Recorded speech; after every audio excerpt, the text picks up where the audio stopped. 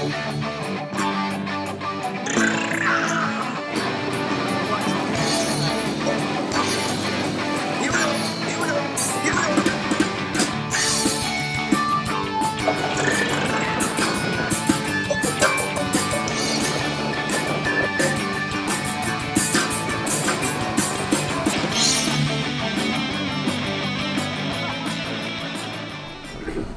right, hi everybody, and welcome back to On the Roof. Today we're at the Ridgefield Theater with a very special guest, Jack Casady. Welcome, Jack. How do you do? I'm doing great. Nice to see you, Scott. This is an honor and a pleasure, may I say. Oh, thanks. Yeah. Thanks. You've been in Hot Tuna now. How many years is Hot Tuna rolling? Well, pretty much around the 50-year mark. This year we started playing individual shows around the 1967, I think, and then it morphed later on into an actual name, Hot Tuna.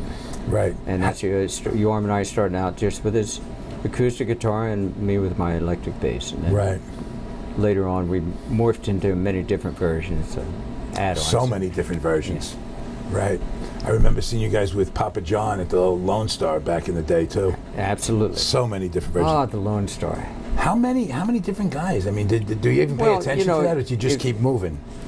Yes, I mean, as the years roll by, we found different people to play with in order to just expand the horizons of the central group, Jorma and I, and have different opportunities to explore different venues, different musical venues with different people. So it was a lot of fun. Right, and it started while the airplane was in its, heyday. Right. So but it was natural for me, and natural for Jorma and I, because even as kids, the kind of music that we listened to together in high school, junior high and high school, when we first met up and had a little band. The kind of music we listened to later on and getting into the folk world, the blues world, finger-picking world. Me, I got a little bit more into the jazz world. We took all these influences while we were with the airplane and just sitting around playing and working with it. I guess what was really kind of unique was, particularly with Jorma and his finger-picking approach with doing some of the Reverend Gary Davis stuff and other Piedmont-style blues, is that as he started to develop his own writing and compositions, as those influences were used in those songs, it was a unique combination to just have an acoustic guitar and a bass, and that's how we started out. Yeah. It's amazing, too, the alchemy that you guys have been able to maintain through this many years and still be so tight, and so many. When you're traveling around, you're so close, and it's quite an accomplishment just to still be together and be friends and type of friends that you guys are. And I've always said I thought, and I think to this day that the core reason that we still and pursue music with the intensity we do is that I think we became friends first, and our associations go back without being hinged around the forming of a band. We didn't come together just as a band like so many do. Right. So our reference points can go back to just as being kids growing up, without the music being. The music was what drew us together, but without the business of the bands interfering in the friendship. At this point in your life, what is music to you? It's afforded you so much. So how do you view just music? You mean as it relates to me and my life? Yeah. Well, obviously,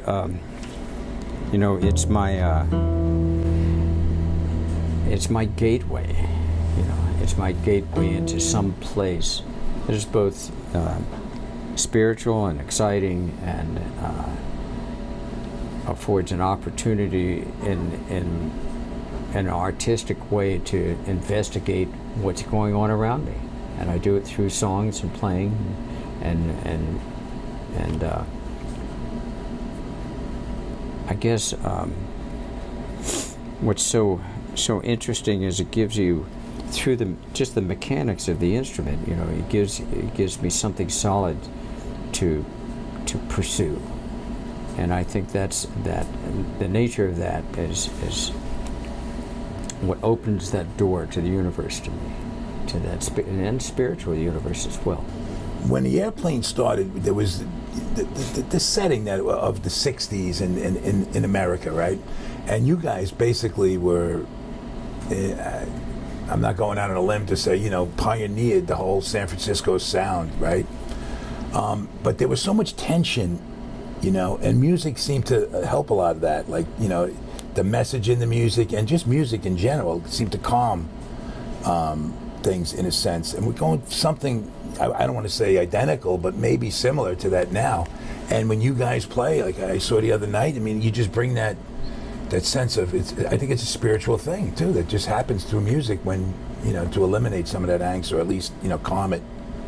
Well, I think that's a constant through time. Music has played its part in every society, and the arts have played its part in every society. And so, people talk about parallels between now and back in the '60s, but we were born out of I was born in the mid '40s, towards the end of the Second World War. I have no idea what it was like to live in the Second World War, right. and to be in that constant state of the whole world at war. 20 years before that, the First World War, when just everybody was involved with that. I don't think today. It's more like skirmishes today all over the world, many more perhaps, or maybe we're more aware of what we never right. were before. But to me, the human condition in its negative side is never ceased. Right, and no problem. But never and will. also in the positive side, which is hopefully what I do with music, that's part of the balance that you pursue.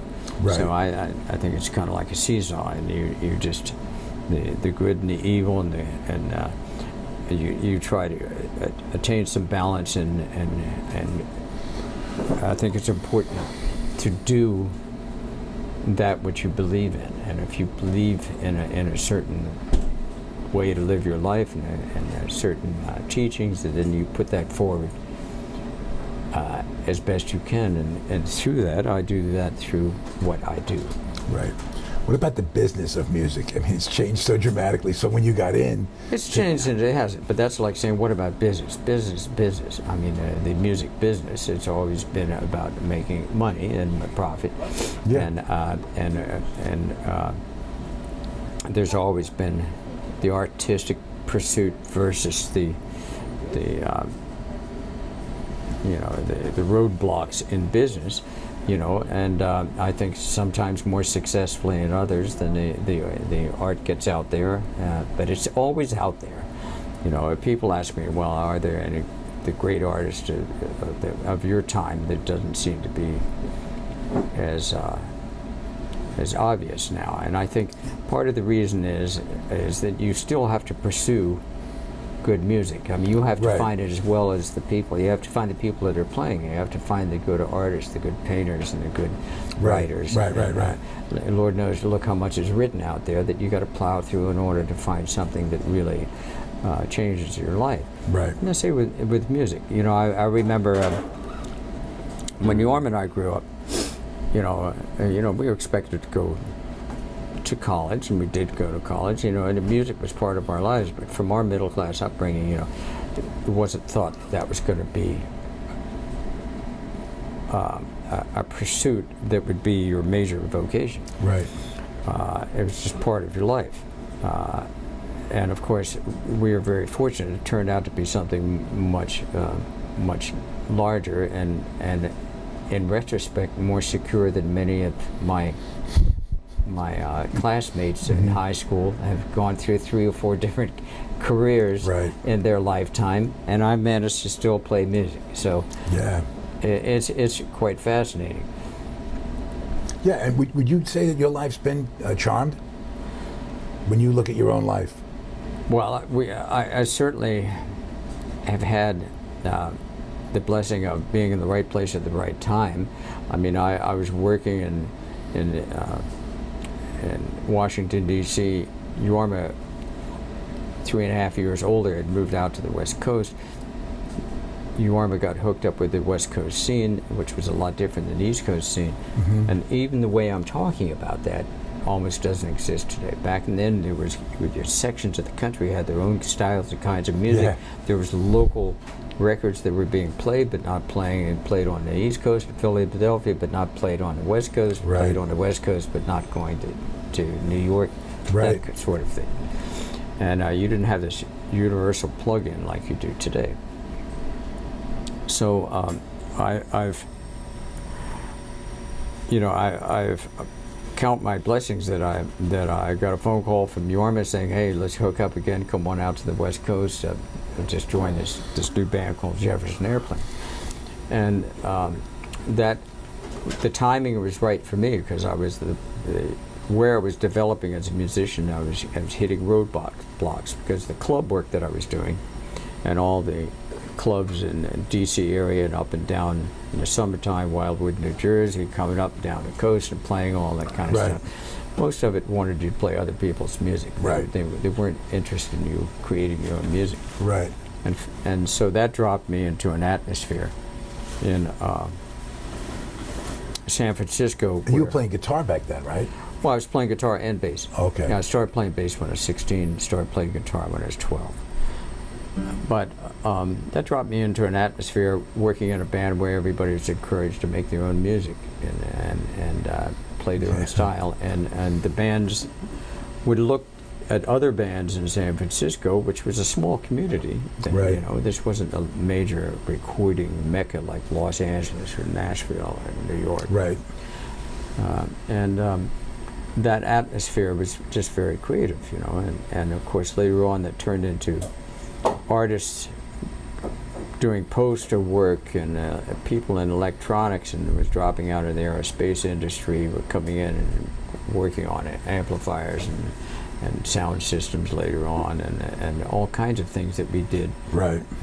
To make the musical experience later on accessible to many. Would you say you considered one of the first like jam bands? I mean, you guys were legendary for playing extremely long gigs. Yeah, but it was, I guess, you know, that has a different significance today, I think. But our stuff was all oriented around songs. I mean, it still is. All my playing that I do, and even though I'm known for doing a fair amount of melody work on the bass, it all is associated with a song. Very few pure instrumental stuff that I do.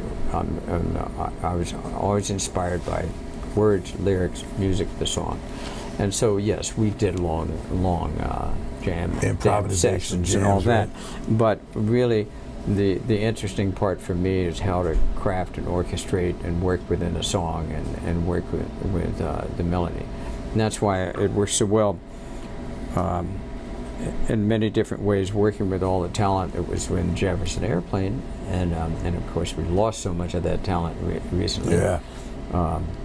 But every different approach to music that I got, you know, from Grace Slick to Marty Ballin to Paul Kantner, Jorma Kalkinen, that I would have a different palette to work with. And I'm not a great songwriter. I don't sing. So, but that's what opens up the music to me a lot. Even though I've listened to in formative years the great jazz period in the early '60s, and so many jazz players were an influence on me. Not so much in the style, but in the pursuit of tone and the way they moved the melodies around and what they would do differently with the instrument. Is that where some of the freestyle stuff came from, the improv, when you're playing? Well, I think, yes. I mean, I mean, I was fortunate enough to sit in front of Eric Dolphy quite a few times and just hear him play the bass clarinet, Troy Mingus, and Roland Kirk, and just all all these great musicians over a period of time, along with interest in folk music and interest in the Piedmont style blues and classical music, and being in Washington D.C. Early on, I go down and hear full orchestras, play in the cultural exchange program that was put in place by Jack Casady in the early '60s. Brought over many of these Russian folk ballets and presentations, Prokofiev music and ballet work with great piano recitals and the exchange of musicians. Right. It was all there for me to soak in. So I'd literally be down at the Howard Theater listening to Ray Charles one night in the late '50s, and over to Concert Hall, a week later, and then in the early '60s, listening to Mississippi John Hurt, and it was a great period of time. Yeah. I have to ask you about this guitar that you're holding. Well, this is a bass guitar. And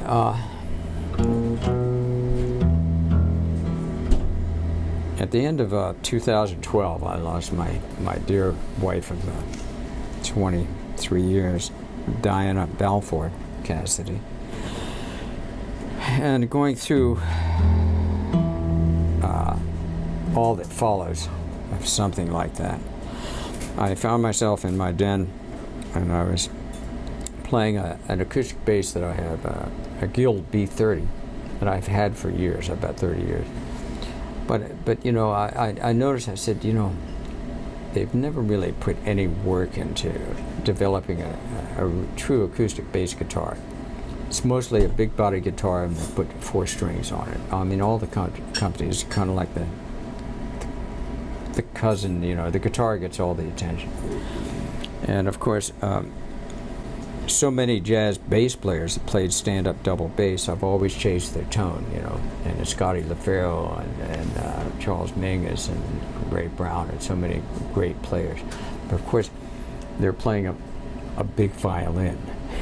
Now, I'm a guitarist. I started as a guitarist, so I've always wanted to try to get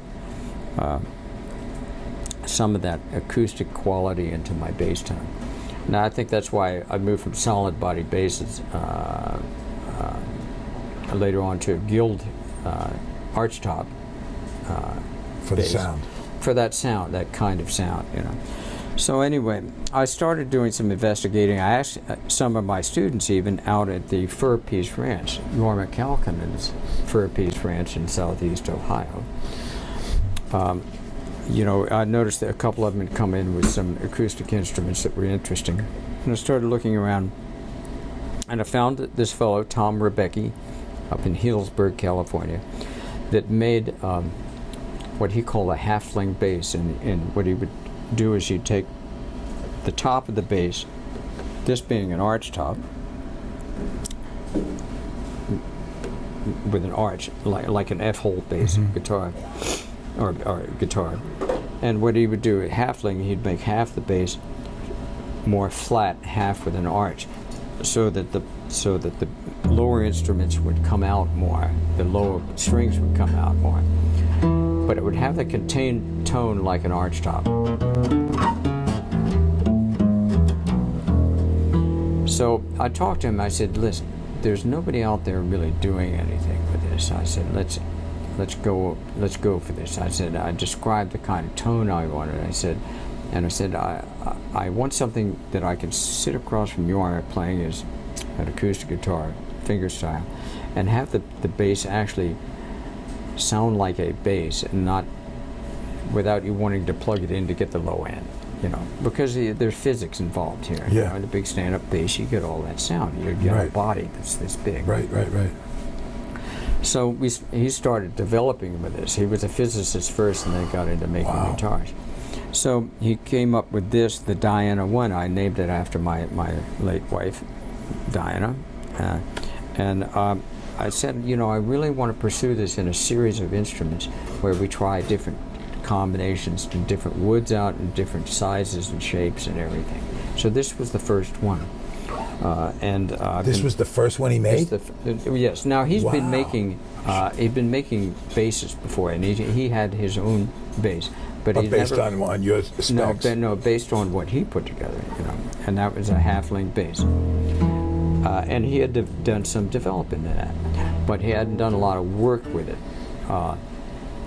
As much as when I came along, I said, listen, I really want to pursue this line here. How can we make a good sounding acoustic bass guitar? And he did. And this is the first one. This is the teardrop. If you see on the back of this, it flares out in the back. It's wider in the back. Yeah, right. And what it does, it puts the body, instead of having it like your guitar own, where it's really thick and up here to be playing here, it's narrow to the body here, with a port being here instead of a round hole here. And that allows him to make the arch top rather than a flat top. And wow. The arch top is an interesting instrument. You know, I started playing on an arch top guitar when I first started out, a ES 175 Gibson. You know, like a jazz guitar. You know? Mm-hmm. And it has a contained sound that doesn't get in the way of Jorma's round hole flat top.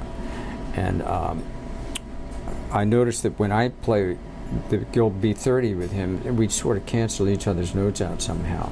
Somehow with this arch top, it doesn't do that. So I can talk a lot more about all of this stuff. Wow. But if you go on Tom Ribbecke's site, Ribbecke,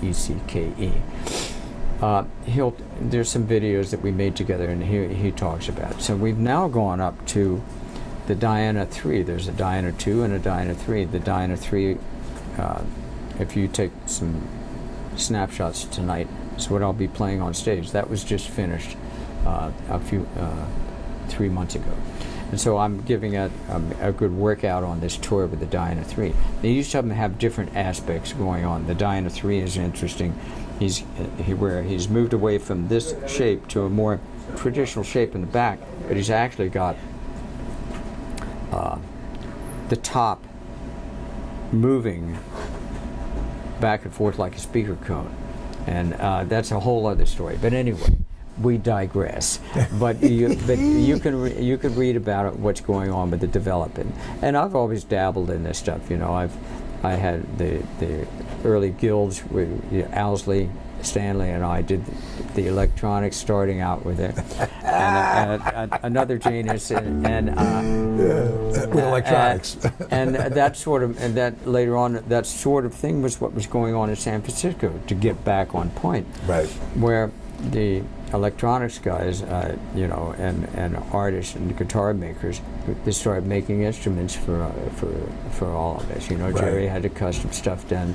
I had custom stuff done all the time. Yeah, up until the Ribbecke company came together with Rick Turner and Ron Wickersham, and we go out there and work on the instruments and you know and just have a lot of fun with it. I got a lot of this from my dad. My dad was a dentist in Washington, D.C., wow. But his hobby was electronics, and he and I built my first amplifier together, Heathkit 8-watt amplifier. Wow. You know? And so, and there was a shopsmith in the basement that he, the shopsmith in the basement is where we built speaker cabinets and all kinds of things like that. Yeah. I just want to ask you too, that naming it, honoring, you know, your wife, does it, how much more significance does the instrument hold for you, you know? Oh, it's just a tremendous, it's, I don't know whether I should tell you, but there's a little ebony box with a screw top on it that's up inside, and you put it on a little shelf, and I said I wanted to put some of Diana's hair from she died of cancer, so one of her chemo treatments, so we coil up her hair and put it inside. So it's like I got her DNA coming through the instrument through my fingers. So yes, that's really it's cool. Tremendous. It's significance. You know, you search when there's a loss in your life. You search for something, to grab onto, because I don't think anybody understands it. I don't care what everybody says. All the cliches out there, all that kind of stuff. You know, you read, you fall into a hole. You read books. You climb back out a little bit, but you're forever changed. And of course, it's very hard to drift away from the loss and realize how much you are of that other person, and your attitudes, and the fact that I talk to her every day, and we laugh and cry and do all of that sort of thing. But you know, you go through the life, and these things happen to you. You know, I'm going to be 75 years old, you know, in 6 months. So, let me tell you, you're remarkable, because it's pretty odd, because I'm showing a picture the other day of Jorma and I playing together when I was 14 and he was 17. You know, and wow. You know, it's beautiful and amazing, and just as mystifying to all of us. But the bond is about the music. The bond is that thing where I'm so fortunate. At an early age, I wanted to pursue this, and it's not. And I think music should be in everybody's life. Yeah, but you know, it's a whole different shot when you pursue it with 110% of yourself being in order to make it. It isn't just that you're trying to make a career, because that's of course what you're trying to do, and survive and you know, make enough physically to be able to do that without being distracted with other stuff. But there you go. You can learn more about this phenomenon in Jorma Kalkinen's Been So Long book that he just put out. Yeah. Shameless plug for the old boy. Great book. But it's really interesting. I've always championed his writing abilities and thought process. And that's another big thing too. You know, when you have lyric content, word content that makes it thought-provoking, takes you someplace, you know, that takes your notes somewhere too. And so for me, that's part of the whole picture. It isn't just about me playing a bass part to a song and a set of chord changes. Right. I got to say this, because it's amazing watching you guys at this point in your lives playing probably better than ever. Would you say? Yeah, well, you're supposed to. I mean that. Down goes Fallon. Well, what I mean is, you know, if it wasn't stamped with the word rock and roll or something, you know, and you were in the classical world or the folk world or any world that you're supposed to apply what you learn along the way and play. It doesn't mean I'm as fast as I once was. It doesn't mean I can do other things. You're supposed to mature and adapt, and you're supposed to, in that sense, get better. But I've been asked, "Oh, you and Jorma played together 50 years now. You must know everything it's going to do." And the answer is absolutely not. And that's what makes it what it is, right? And tonight we're going to play here. But when we walk on stage together and we sit down to play, that night is the most important night. That night we don't know what's going to happen. Yeah. And that night is unique. And how do you get up to every night? How do you make every night that night? But it isn't. You don't make anything. You have to allow yourself to receive it that night. It's there. Yeah. That uniqueness is there. Can you find it? Right. You know, some nights may be more successful than others, and some nights your perception is one thing, and perhaps the reality is another, both in a good and positive way. Right. So, but I mean, that's part of my job is to put myself in that place where I can receive the information that's out there in order to act upon it. Right.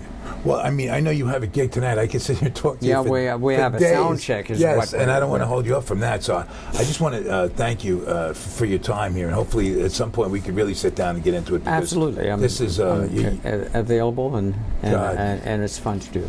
Yeah. Well, thank you so much. Thank you so much. It's my pleasure. All right, we're going to go. All right. Sound check. All right.